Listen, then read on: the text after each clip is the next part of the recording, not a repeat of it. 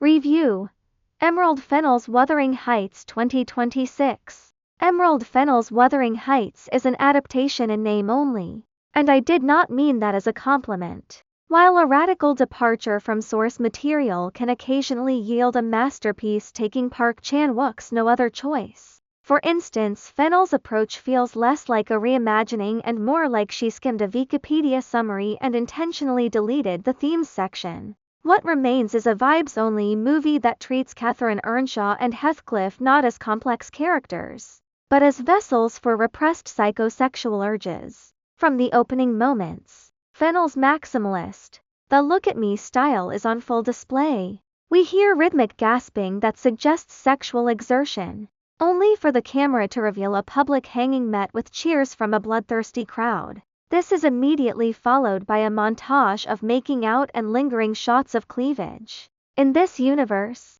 pain and pleasure are indistinguishable, a point hammered home by a title card woven from human hair. It is bold and evocative, but it quickly reveals itself to be a promise of style over any semblance of substance. A narrative void.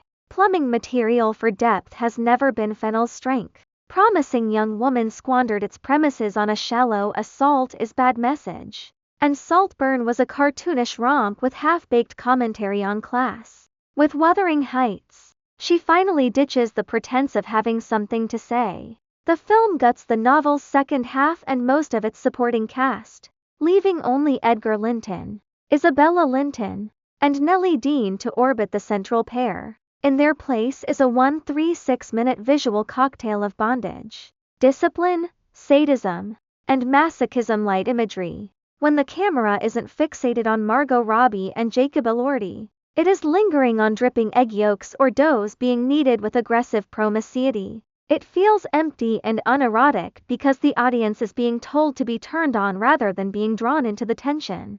Chemistry and caricatures. Despite the physical beauty of the leads, their chemistry is colder than the 18th century English Moors. It is hard to blame the actors.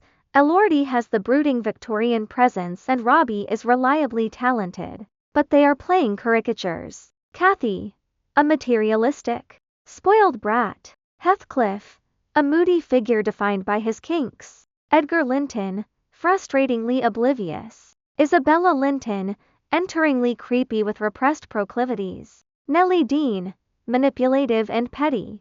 The film's attempt at titillating foreplay, such as a scene involving Heathcliff sniffing and licking Kathy's hand after catching her in a private moment, is more likely to elicit laughter or discomfort than arousal. The verdict. Despite an inconsistent accent from Robbie and a total bastardization of Emily Brant's work, I can honestly say I was never bored. It is one of the dumbest, most unhinged movies of 2026.